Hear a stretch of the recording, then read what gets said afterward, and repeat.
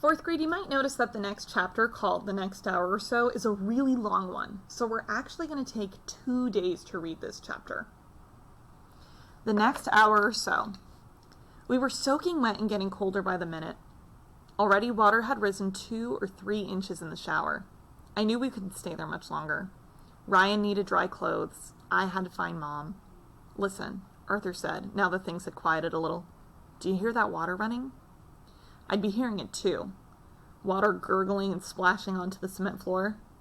The pipes are broken, he said. Let's go, I said, through the chattering teeth, though I didn't have any idea where. Arthur got out ahead of me, carefully picking his way across the bathroom rubble. He held up something shiny, our towel rack, bent like a boomerang, and with that he dug among the chunks of sheetrock for a flashlight, which miraculously was still on. Want me to check around first, he said. No, I'm coming. I got stiffly to my feet and shifted Ryan so that he wouldn't brush against the jagged edges of the shower door. If the stairs are clear, we can walk right on up, like always. Ryan patted my face. He was as glad to be up and moving as I was. The first shock was Arthur's, because he had the flashlight. When I pushed onto the doorway beside him, I caught my breath. Our house was gone. Roof, walls, floor, gone. As far as I could see, only the cement foundation remained. Inside the foundation, surrounding us and blocking our way, was a jungle of fallen support beams, splintered wood. I figured the rec room and the big storage area were just as bad. Pick up sticks, Arthur said quietly.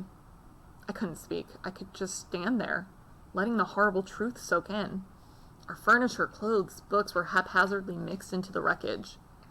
Papers were scattered everywhere. Like white bats, they fluttered up and over the foundation in gushing wind. A tangle of 2x4s barricaded us in the bathroom. Arthur stepped over a paint can and kicked aside a striped towel I'd never seen before. In a half-strangled voice, he said, You can't bring Ryan out here. I can't leave him in the bathroom by himself. I couldn't stay behind. Didn't Arthur know that? I was so scared. I had to get out and find my mom. He didn't argue when I followed him. Besides, he needed my help to open up even the skinniest passage alongside the bathroom wall. With Ryan on my left arm, my right one was free to help. Arthur twisted aside the boards. The loose stuff we threw over the partition in the direction of a storage area.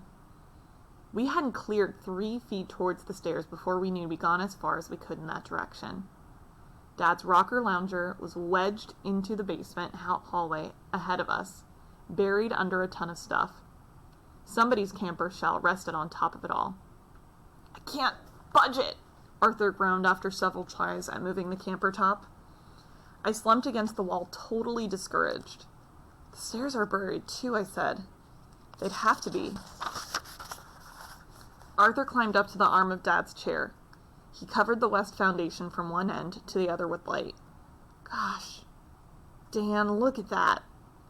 Outlined against the black sky, the northwest corner walls of our house, the only ones still attached, sagged freakishly toward each other. I thought of skin flaps curling over a wound, and it made me sick to look at it. Ryan's room, I said. The bunny wallpaper. As much as I wanted my mom and dad right then, I was glad they weren't there to see all of this that we were seeing. They loved our house as much as I did. Ryan shivered and drew up his knees. Suddenly I had an idea. Arthur, could we climb out over the pile of bricks on the other side? He shone the light onto the avalanche of buff-colored bricks along the wall. How do we get there?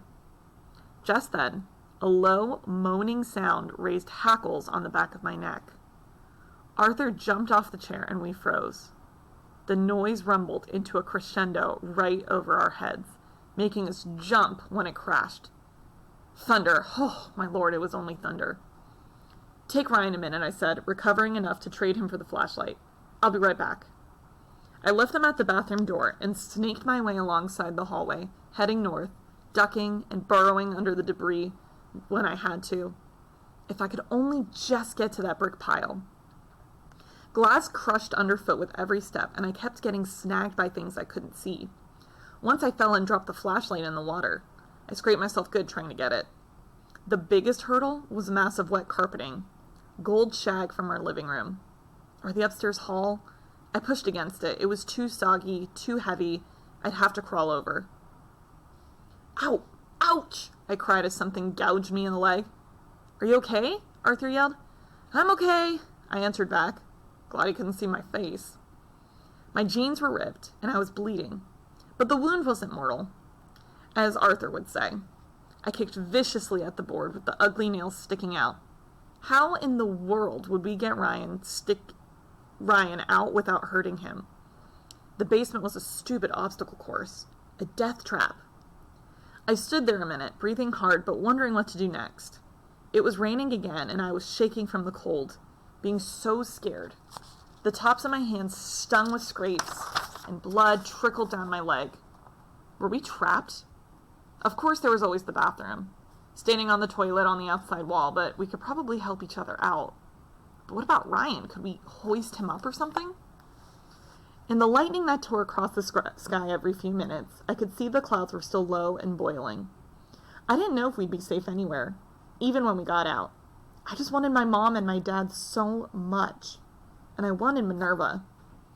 I swung the light around, probing the dark recesses for two bright eyes. I shot the beam higher up, remembering how she hated water. Here, kitty, I whispered.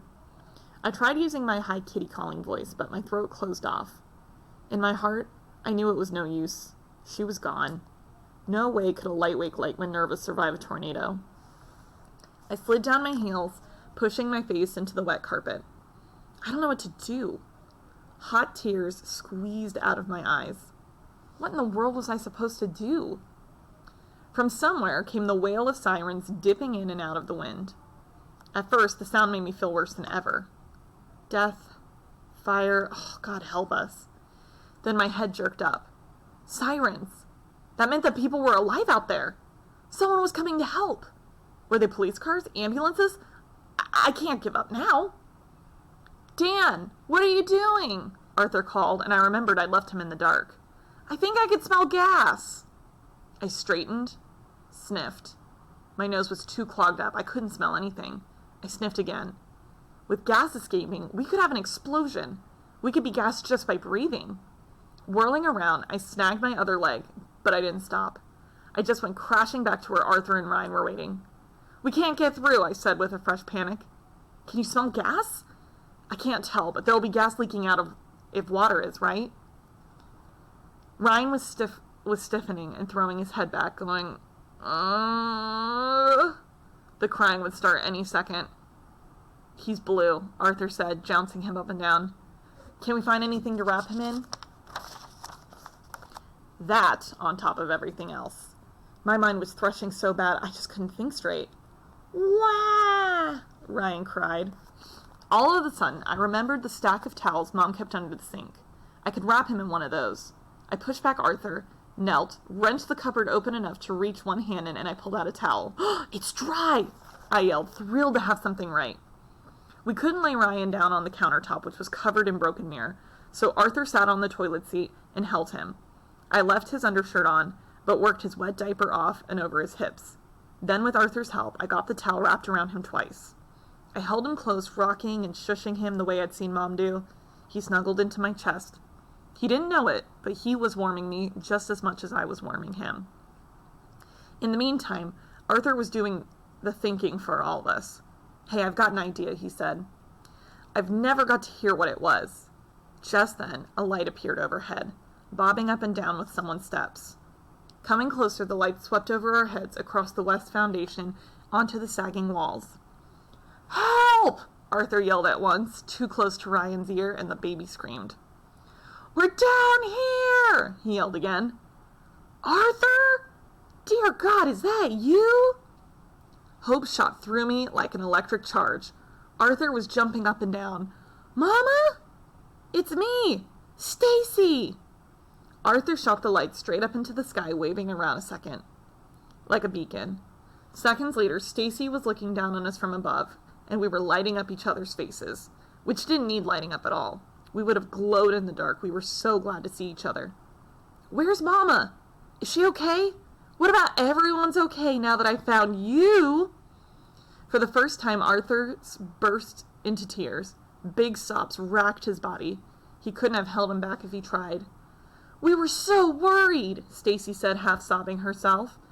"We tried to get you on the phone before." "I thought you were all dead," Arthur gulped. "I didn't think you'd go downstairs." "Oh, Arthur, we didn't. There wasn't time. Mama tried to get everyone under the big bed, but she and Ronnie and I wouldn't fit. We all had to flatten on the floor, and it was awful. We were lying there holding each other, Arthur." Her voice broke. "Ronnie Vate got sucked right out the window." I gasped. I tried to hang on to her, but I couldn't. I couldn't do anything but scream. "Stacy, is she all right?" "She is. It's a pure miracle. I threw her into the Winnegar's bushes, knocked her right out." Stacy wiped her face, her hands shaking so hard we could see it below. "Mama thinks she doesn't even remember it." I shuddered. I couldn't feel that sucking tornado all over again. I could see Ronnie. Ryan let out a first-class wail about then and then sent all of us into action.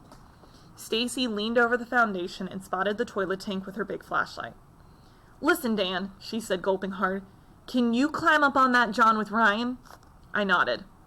In a second, she was straddling the fountain, the torch positioned on the cement in front of her. The wind tossed rain in our faces and sent her black hair flying as I scrambled onto the toilet seat. "Hand the baby up to me first," she said. "Then I'll help you guys." I climbed onto the narrow toilet tank.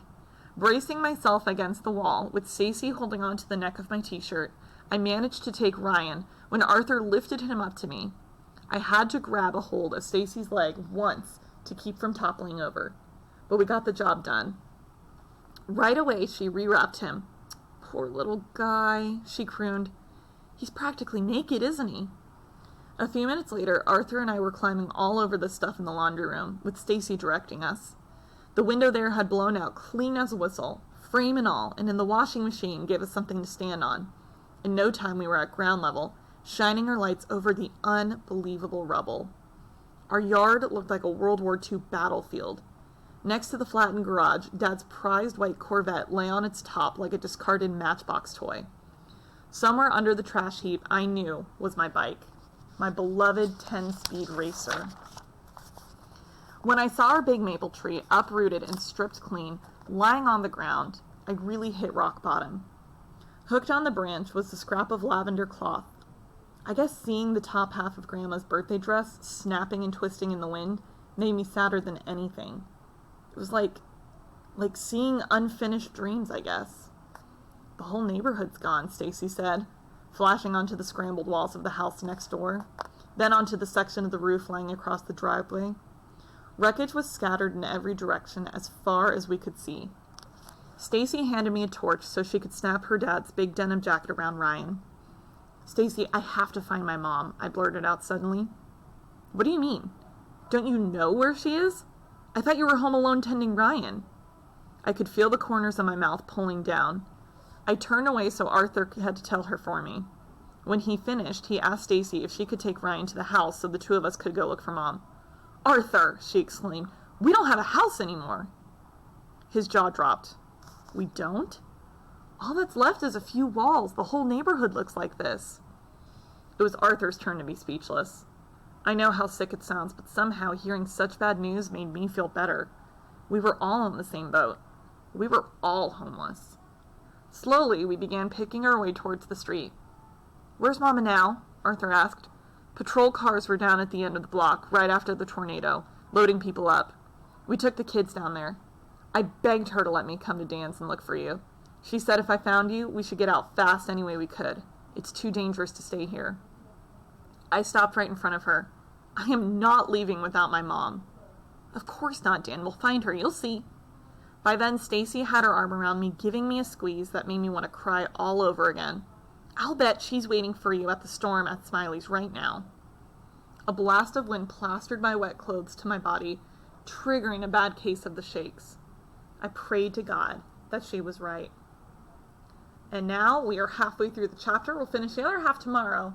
Add a response on Seesaw and show me what you remember reading about.